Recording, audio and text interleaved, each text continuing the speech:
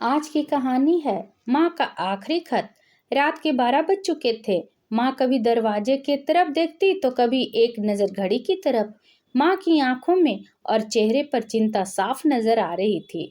थोड़ी ही देर में दरवाजे की घंटी बजी।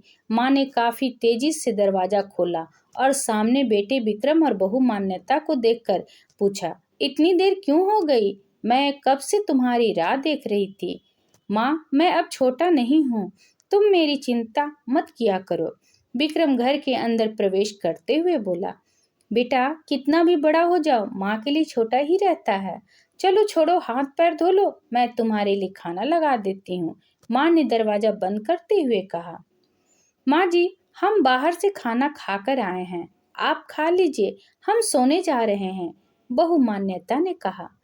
लेकिन मैंने तो तुम दोनों लोगों की पसंद की खीर बनाई है, आओ थोड़ी थोड़ी खा लो। माँ, तुझे एक बार में समझ नहीं आता क्या? तेरी बहू ने कहा ना, हम बाहर से खाना खाकर आए हैं, क्यों परेशान करती है? जा तू खीर खा ले और सो जा, और हमें भी शांति से सोने दे। माँ अकेले कैसे खीर खा सकती थी और उसे बिना खाए नींद कैसे आ सकती थी, क्योंकि बेटे के इंतजार में उसने भी कुछ नहीं खाया था। वह किचन में गई, एक गिलास पानी पिया और अपने रूम में चली गई। सुबह 10 बजे विक्रम की आंखें खुली। बाजू में मान्यता अभी भी सो रही थी।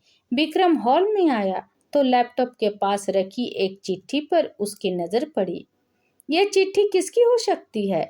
यह देखने के लिए उसने चिट्ठी खोलकर पढ़ना शुरू किया। मेरे लाल, तू सोच रहा होगा कि एक ही घर में रहते हुए ये चिट्ठी क्यों मैं तुम्हें बोलकर भी ये बता सकती थी। हाँ, बता सकती थी, अगर तू मेरी बातें सुनना चाहता तो। किसी एक्सप्रेस गाड़ी की तरह तू आता है और कुछ ही पलों में निकल जाता है। खैर वो सब जाने दो, कल तुम्हारा जन्मदिन था, इसलिए मैंने खीर बनाई थी। सोचा कम से कम आज के दिन साथ में बैठकर खाना खाएंगे। मगर मैं यह बात बोल गई थी कि मेरा बेटा बड़ा हो चुका है तो अपने दोस्तों के साथ पार्टी करके खाना खाकर आया। चलो, मुझे इस बात की खुशी ही हुई। मेरी दवाइयाँ खत्म हो गई है। मैंने कुछ दिनों पहले तुझे दवाई की एक चिट्ठी दी थी। अगर वक्त मिले तो वह दवाई मुझे ला कर देना, मुझे थोड़ी राहत हो जाएगी। विक्रम को याद आया कि 4-5 दिन पहले माँ ने एक दवाई की चिट्ठी दी थी। उसने अपने ऑफिस के बैग में जाकर उस चिट्ठी को तलाशा और उसे खोल कर देखा। उसमें लिखा था, मुझे ऐसी दवाई ला कर दो जिससे मैं अपने बेटे को भुला सकूं। विक्रम को रियलाइज हुआ कि मुझसे बहुत बड़ी गलती हो गई है। उसकी आंखें नम हो गई। वह तुरंत अपने माँ के कमरे की तरफ दौड़ा। सबसे पहले उठ जाने वाली माँ आज क्यों नहीं उठी थी, देखकर उसे आश्चर्य हुआ। उसने माँ को उठाने की काफी कोशिश की, लेकिन माँ एक गहरी नींद में सो चुकी थी।